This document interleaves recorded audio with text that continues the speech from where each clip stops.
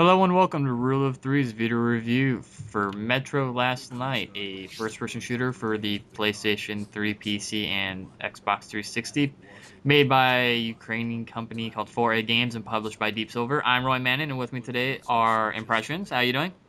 Doing all right. And the awesome Synyster Dreamer. How are you doing? Pretty well. Yourself? Doing great. Okay, so this is the second game in the Metro series. Did either of you play the first one? Because I have not. No. I've Oh, seen I a lot was of play. yeah, I wasn't aware there was a first one. Is that what the flashback in the beginning refers to? Yeah, Okay, it's that makes Metro so much more 44. that makes so much more sense now because I had no idea where that was. Yeah, Yeah, that was Metro 2033. Okay. yeah. So none of us played the original, so we can move on from that.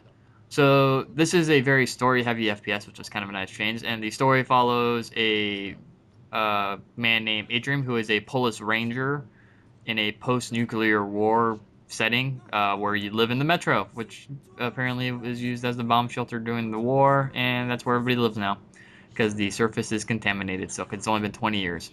The story is centered around you trying to find the last of a race known as the Dark Ones, which are a mutant race that everybody seems to think, or everybody knows to be evil because they're mutants. So we need to kill them.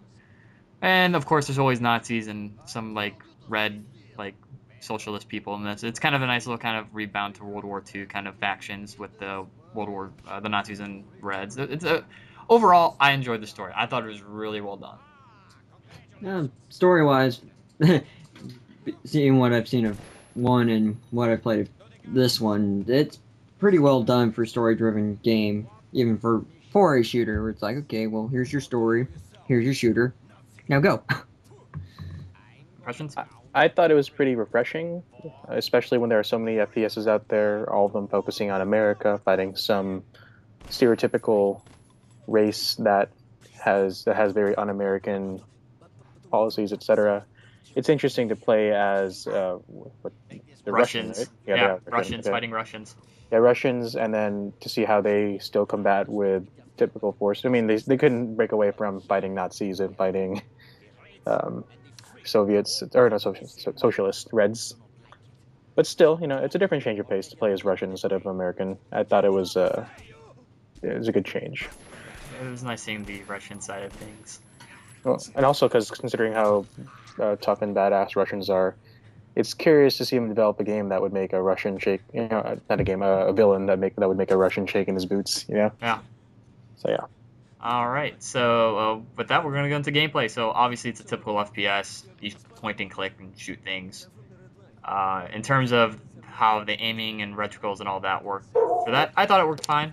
Typical, nothing really new, but it all worked. Yeah, it was pretty simple. It's, you got your point, aim, your shoot, you throw whatever, if you have a grenade or throwing knife or whatever. Um, Usual action button to interact with environment. So it's pretty simple and easy to understand. Impressions? Typical first-person shooter. I like that you actually started up with an arsenal at the beginning, which was very quickly taken away from you, just to kind of show you how the whole thing works.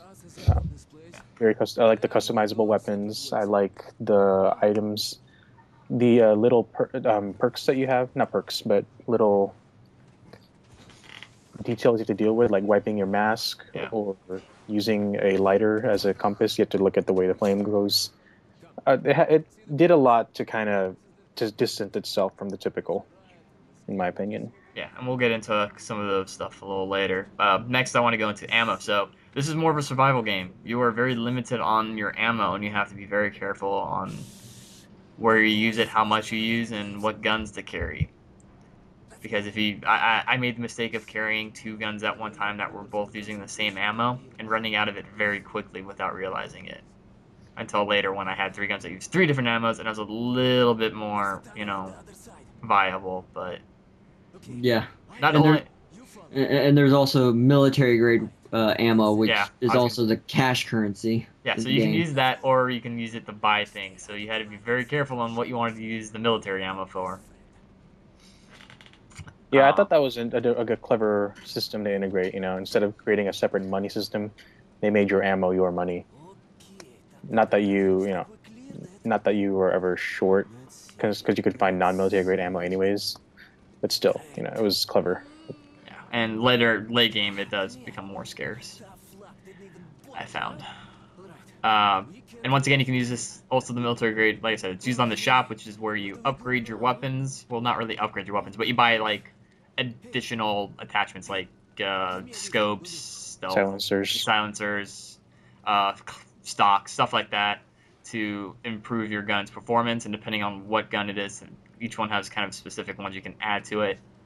And I ended up mostly going with stuff that would help me in mid-range combat, except for my shotgun that I just upped to first all close range. But it was a nice little upgrade system, and it worked well because once again, where money and ammo is kind of scarce, you didn't want just to spend all your military ammo, because if you ran out of normal ammo and you're out of military ammo, you're kind of screwed. Yep. It kind of works with the theme of the story too. I mean, it's a post-apocalyptic world, and you have these monsters outside that are trying to kill you. I mean, what better to use as ammo as money than ammo itself? Yeah. And now I want to get to where, we were talking about how you have to wipe your mask off. Anytime you go into the, actual above world where it's all rated, you have to have a gas mask on, and you have to have filters, and filters have time limits. So you have to make sure you're stocked up on, radiation filters so you don't, choke to death. Yeah. As well as wiping your mask, because if you get blood on it or, it starts to crack if you take damage, it becomes very hard to see. And once again, with that survival aspect part of this game, it worked very well to set up a very atmospheric situation. Yeah, it made you feel like you were pretty much living this post-apocalyptic world, having to do all the minor little things of like, make sure you have filters, make sure you have ammo, and you have stuff to survive. Impressions? Yeah, like I said, that's how it distances itself from the typical, because just putting in those little menial things, but are actually very critical to your survival in game. I just thought it was a nice little twist to gameplay. And the last thing that I at least can think of is stealth. Stealth is very important in this game, especially when you're dealing with the human, not the mutants, but the actual humans of like the Reds and Nazis. Is once again, you're limited on ammo, so you gotta have to pick your fights, and 85% of the time you don't want to pick fights. You just want to knock them off silently, so you can throw knives at Lance, turn lights off, and kind of stealth your way through and knock them out, kill them, whatever you want to do. And I like the stealth aspect of it. It worked very well. I never had a time where it's like, oh, I shouldn't have been seen. Why the hell did he see me? It was very clear because you have that little indicator on your wrist. That Yeah, tells it's you if on you your can be watch. seen. Yeah. Which is also where you can see how much time you have left on your filters for the mask. But anyway, and I like the stealth aspect. I thought it was really, really good. It made the game feel like if you had to go through a situation, you had to stealth through things, it kind of felt like you're like, okay, let's go to Metal Gear and try to get past these enemies without luring them. And if you did, oh crud. Impressions? Yeah, I like how it was more. Where in other stealth games, it's more of a timing thing where you have to watch how they're moving, you walk when they turn away. But in addition to that, in this game, you are also able to play with the light sources. So whether they can see if there is lights, if they can, you can you can manually unscrew a light bulb to eliminate a light source. And I gave you a lot of different opportunities or different methods in which you can take down the enemies. I mean, you can choose to ramble your way through it, but considering the value of ammo, and actually it is a little hard, it's not advisable. So you're kind of forced to be a little creative. Yep. And that's all the gameplay aspects I can think of. Anything that I missed, guys? Not that I know of. All right. You want to talk about the dark ones themselves, or what? Well, you don't really run into dark ones in this one. They're just what you're chasing. Mm-hmm. Well, you're So chasing, you're chasing one. You're chasing the last one. But as it keeps going from place to place to place, but that's about all you're doing. That's not really a gameplay aspect. The only other gameplay aspect, as I can say, is more of the controversial one, which is I want Ranger mode available because I read what it does and it sounded awesome. What does it do? Let's talk about that then. It makes the game harder. You lose your aiming reticle and a bunch of your HUD, and it makes the game more like true survival. Like you have to know what you're doing. Yeah. Well, it is DLC, and it was pre-order DLC, which means it'll come out within the next maybe 3 months. Oh, it's already out. It's just you have to pay for it. Yeah. It'll be free in 3 months or what? I don't know. Should No, be. is that what Synyster was saying? No, typical day one DLC. If they don't give it out to you to purchase later, usually it comes out usually between 3 and 6 months later for people to get their hands on. Especially if it was offered as a pre-order. Yeah. Okay, well, that makes Kind sense. of like we just kind of reference back to Anarchy Reigns with Bayonetta. They're finally releasing her on DLC for people to use. Which is good. She was overpowered anyway.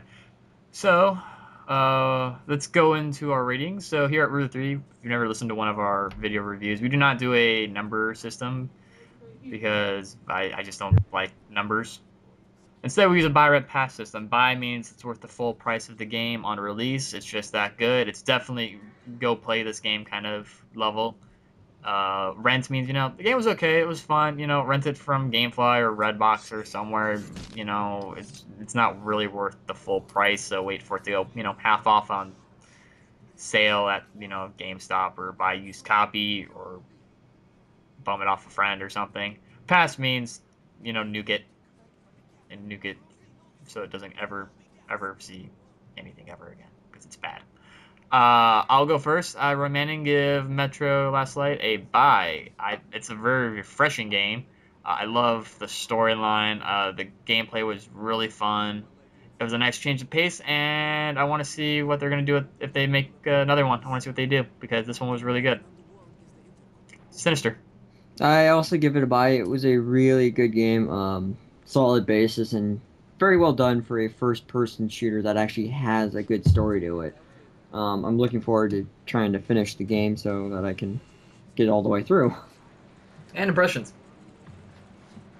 I agree with everything you guys said. It is a really good game, really good story, refreshing new mechanics, but I still give it just a rent level. That's just because of a personal preference. I mean, I do enjoy the occasional first-person shooter. However, it's just, especially when we're telling you guys how to be choosy about your games, this is just one I wouldn't mind waiting for it to drop in price, or at least save a little money on by renting. That's so there you have it. You have 2 buys from Synyster Dreamer and a rent from Impressions. So thanks, guys, for being here. Next week we are doing Resident Evil Revelations, so that should be good. Make sure to leave a comment below for entries into our Last of Us / Remember Me giveaway. I think this will be the last one. I'm not sure if Revelations will have enough time after it's up. No, it won't. So yeah, this is the last one for The Last of Us, except for maybe a side review I may be putting up soon. So make sure to leave comments for that. Make sure to like Rule of 3 on Facebook and Twitter. Follow our site at ruleof3.com. We'll have links at the bottom of the screen. Subscribe to our channel. All that good stuff. And we'll see you next time. And always remember to trust in the Rule of 3.